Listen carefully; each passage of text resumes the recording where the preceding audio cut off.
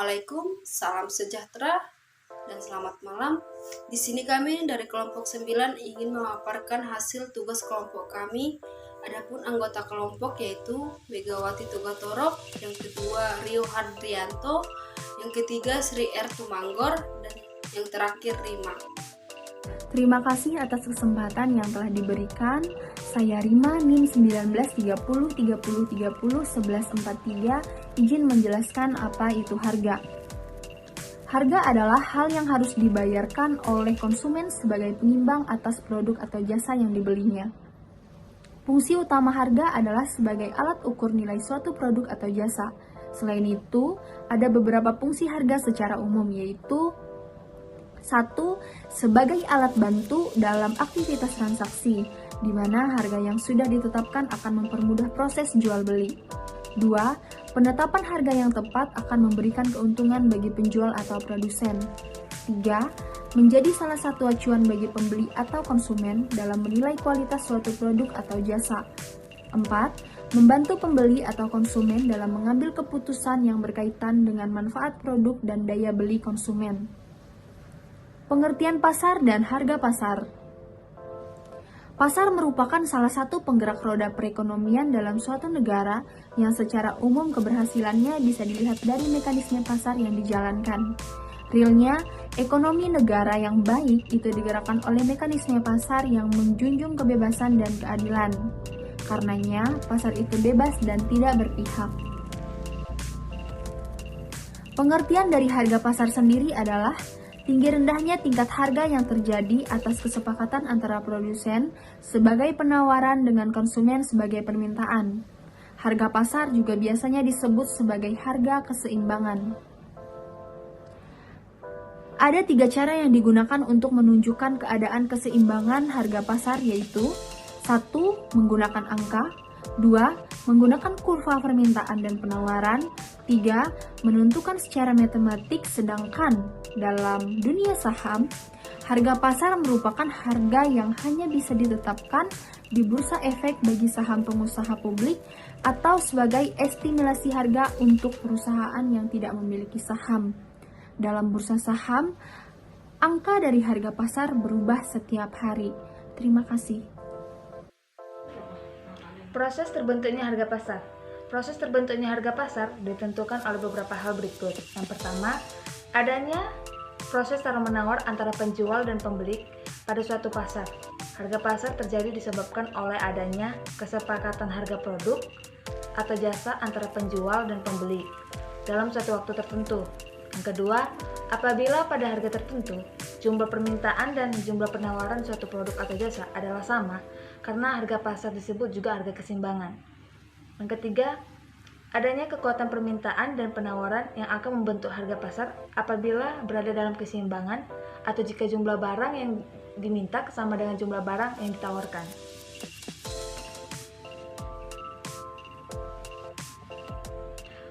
Proses penetapan harga pasar. Permasalahan mengenai harga sangat melekat dan tidak bisa dipisahkan dari kegiatan ekonomi. Hal ini dikarenakan harga memegang peranan penting. Melalui penetapan harga, kelayakan dan kualitas suatu produk atau jasa dapat terlihat jelas dari nilai ekonominya. Tujuan dari penetapan harga adalah yang pertama, mencapai target usaha, mendapatkan laba penjualan, meningkatkan dan mengembangkan produksi suatu barang atau produk atau jasa. Yang keempat, meluaskan target pemasaran. Tentunya, penetapan harga yang diterapkan setiap orang berbeda-beda, tergantung pada jenis produk atau jasa, lingkungan, dan profesi. Berikut adalah hal-hal yang harus dipertimbangkan dalam menetapkan harga pasar. Antara lain, yang pertama, bagi pedagang menengah, harga beli dan pemasaran terdiri dari transportasi, penyimpanan, penguatan, risiko, biaya lain, dan keuntungan yang diinginkan. Yang kedua, bagi pedagang pengecer, harga beli dan pemasaran terdiri dari pungutan, pendinginan, dan biaya lain. Untuk anggaran biaya produksi, penetapan harga per unit produk yang dihasilkan dapat dihitung dari bahan baku, yaitu biaya yang dikeluarkan untuk mendapatkan bahan baku hingga siap digunakan, termasuk biaya angkut, penyimpanan, dan operasional. Biaya tenaga kerja yaitu biaya yang dikeluarkan untuk membayar jasa tenaga kerja atau SDM diberikan secara langsung dalam satuan uang, yaitu gaji atau upah. Biaya overhead pabrik yaitu semua biaya pabrik yang dikeluarkan untuk biaya lain yang tidak bersinggungan langsung dengan biaya proses produksi, termasuk biaya yang bersifat tidak terduga. Selanjutnya akan dibacakan oleh teman kami. Selanjutnya ada kurva marginal dalam menetapkan harga. Untuk meneruskan analisis sampai pada keuntungan maksimal, kurva biaya ini menjelaskan hampir semua jenis perusahaan. Yang pertama, kurva biaya marginal atau MC arahnya naik. Biaya total rata-rata ATC berbentuk U, dan yang terakhir, kurva biaya marginal memotong kurva biaya total rata-rata di titik terendah ATC. Harga berada pada garis horizontal karena perusahaan adalah penerima harga, sama dengan AR dan MR. Jika pendapatan marginal lebih besar daripada biaya marginal, perusahaan dapat meningkatkan keuntungannya dengan cara meningkatkan jumlah produksinya. Tetapi jika pendapatan marginal lebih kecil daripada biaya marginal, perusahaan juga dapat menaikkan keuntungan dengan cara mengurangi jumlah produksinya. Selanjutnya ada contoh sederhana dari maksimalisasi keuntungan, bisa dilihat pada tabel 1. Untuk memaksimalkan keuntungan, suatu perusahaan akan memilih jumlah barang yang menyeimbangkan pendapatan marginal dengan biaya marginalnya. Karena pendapatan marginalnya bagi suatu perusahaan kompetitif sama besarnya dengan harga, maka perusahaan tersebut memilih jumlah tertentu di mana harga sama dengan biaya marginal. Maka kurva biaya marginal itu adalah kurva penawarnya. Nah, bisa dilihat ada gambar kurva di bawah yang dimana keterangannya, figur di atas menunjukkan kurva biaya marginal atau MC, kurva biaya rata-rata ATC, dan kurva biaya variabel rata-rata AFC. Figur ini menunjukkan harga pasar atau P yang sama dengan pendapatan marginal MR dan pendapatan rata-rata AR. Pada jumlah I1, pendapatan marginal MR1 melebihi biaya marginal MC1. Jadi, meningkatkan jumlah produksi akan meningkatkan jumlah keuntungan. Pada Q2, biaya marginal MC2 di atas pendapatan marginal MR2, sehingga mengurangi produksi akan meningkatkan keuntungan. Jumlah memaksimalkan keuntungan atau Qmax terletak di mana garis harga horizontal memotong kurva biaya marginal.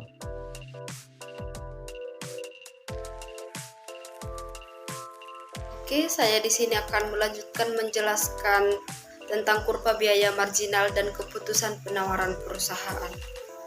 Seperti pada dasarnya, karena kurva biaya marginal perusahaan menentukan seberapa banyak perusahaan itu bersedia berproduksi berdasarkan tingkat harga yang telah berlaku di pasar. Maka kurva itu juga merupakan kurva penawaran perusahaan yang kompetitif. Untuk memaksimalkan keuntungan terjadi pada kuantitas di mana pendapatan marginal sama dengan biaya marginal. Ketika MR lebih besar daripada MC, X peningkatan Q. Dan ketika MR lebih kecil daripada MC, X penurunan Q. Dan ketika MR sama dengan MC, X laba dimaksimalkan. Adapun keterangan dari kurva di samping, yaitu biaya marginal sebagai kurva penawaran perusahaan kompetitif, dan jika kenaikan harga dari P1 menjadi P2 mengarah pada kenaikan jumlah yang memaksimalkan keuntungan dari Q1 menjadi Q2. Karena kurva biaya marginal menunjukkan jumlah yang disuplai oleh perusahaan pada harga yang telah ditentukan, kurva ini merupakan kurva penawaran perusahaan. Adapun kesimpulan yang kami ambil dari materi ini yaitu harga adalah hal yang harus dibayar oleh konsumen sebagai pengimbang atas produk atau jasa yang dibelinya. Fungsi utama harga adalah sebagai alat ukur nilai suatu produk atau jasa. Adapun proses terbentuknya pasar ditentukan oleh beberapa hal sebagai berikut. Yang pertama, adanya proses tawar-menawar antara penjual dan pembeli.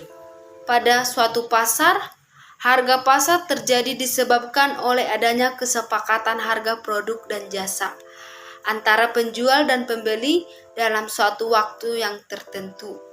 Dan yang kedua, apabila pada harga tertentu, jumlah permintaan dan jumlah penawaran suatu produk atau jasa adalah sama, karena harga pasar disebut juga harga yang keseimbangan. Dan yang terakhir adalah adanya kekuatan permintaan dan penawaran yang akan membentuk harga pasar apabila berada dalam keseimbangan atau jika jumlah barang yang diminta sama dengan jumlah barang yang ditawarkan. Sekian hasil presentasi dari kelompok kami. Jika banyak kesalahan dan kekurangan, tolong Ibu maklumi. Sekian dan terima kasih. Salam Ibu, selamat malam. Salam sehat Ibu. Salam dari kelompok 9.